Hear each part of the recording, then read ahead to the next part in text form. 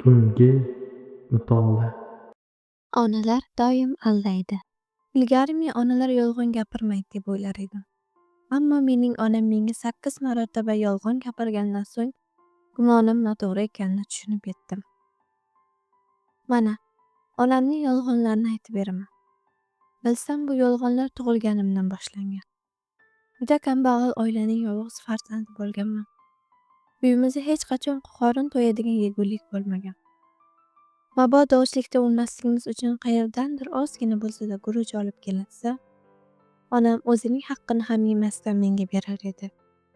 O'zining kosasidagi guruchni mening kosamga ag'daryotib, "Bolam, sen yegin, mening qornim to'q", der edi.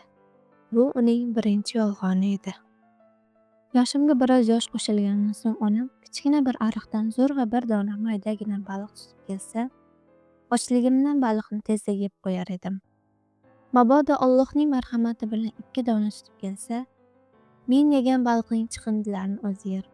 Ikkinchi baliqni yeyish uchun qo'l cho'zganimda, menga ikkinchi baliqni ham berar va menga bemalol yeyishimni va u och emasligini aytar edi. Bu onamning ikkinchi yolg'oni edi. Maktab yoshiga yetganimda ham bizda hech qanaqangi pul yo'q edi. Maktab xarajatlariga pul topish uchun onam bozordagi kiyim-kechak do'kon egasi bilan ishlashga kelishdi. U kechqurun bozordan qattiq charchagan holda uyga zo'rg'a kelar. Shunday bo'lsa-da menga qarab, "Bolaginam, charchaganim yo'q", der edi. Bu uning 3-chi yolg'oni edi. O'quv yili oxiriga yetgach, imtihon topshiradigan bo'ldik. Shunda onam ham "Sen bilan birga boraman", deb qattiq turib oldi. U chidab bo'lmas jazirama oftob ostida mening imtihondan chiqishimni kutib o'tirdi. Imtihondan chiqqanimda onam men uchun bir stakan suv sotib olgan edi. Men suvni chanqoqlik bilan icha boshladim. Shu payt ko'zim onamning yuziga tushdi. Issiq ta'sirdan uning yuzlaridan ter oqar, lablari suvsizlikdan qaqshab qolgan edi. Men darhol qo'limdagi suvni unga tutqazdim. Onam esa, "Bolaginam, chanqaganim yo'q, o'zing ichaver", dedi. Bu uning 4-chi yolg'oni edi. Otamning vafotidan so'ng onam bevalik hayotini kechira boshladi. Oiladagi javobgarlik uning boshiga tushdi. Hayotimiz qiyinlashdi va endi bizni haqiqiy ochlik qiynay boshladi. Bizning ahvolimizni ko'rganlar onamga, "Hali yoshsan, ikkovingizni ham boqish uchun yana turmush qurgin", deb maslahat berishdi. Ammo onam, "Boshqa turmush qurmasam ham bo'laveradi. Menga er kerak emas", deb javob berdi. Bu onamning 5-chi yolg'oni edi. Maktabni tugatganimdan so'ng universitetda o'qidim.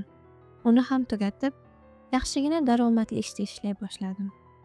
Shundan so'ng o'z-o'zimga, endi onamning menga qilgan xizmatlari, hayotda tortgan qiyinchiliklar uchun rohatini ko'radigan payt keldi. Bundan keyin ro'zg'or mas'uliyatini o'z bo'ynimga olaman, dedim.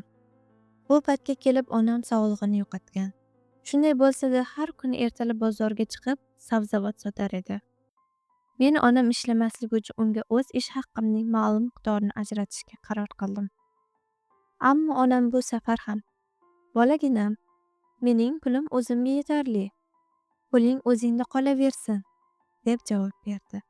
Bu uning 6-chi yolg'oni edi. Ish davomida magistrlik o'qishini ham tugatdim.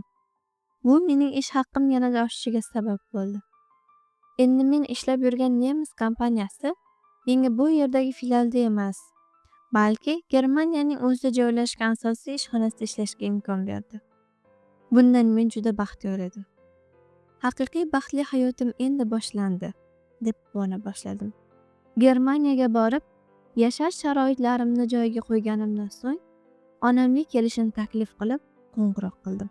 U esa meni notinch qilib qo'yishni xohlamadi va menga, "Yo'q, bolam, men unaqa hayotda yashab o'rganmaganman", deb javob berdi. Bu uning 7-chi yolg'oni edi. Oradan yillar o'tdi. Onam qarib saraton bilan og'rib qoldi. Men hammasini tashlab uyimizga, uning oldiga jo'nab ketdim. Kelganimda u operatsiya qilinib, uyimizda choyshab ko'rilganicha bir ahvolda yotar edi. Meni ko'rgach, men tomonga zo'rg'a qarab, jilmayishga harakat qilib ko'rdi. Uni bu ahvolda ko'rish men uchun juda og'ir edi. Ammo onaginam yana meni tinchlantirishga harakat qilib, "Bolam, yig'lama. Men og'riqni sezmayapman", dedi. Bu uning 8-yolg'oni edi. U menga shunday dedi-yu, ko'zlarini yumgancha boshqa ochmadi.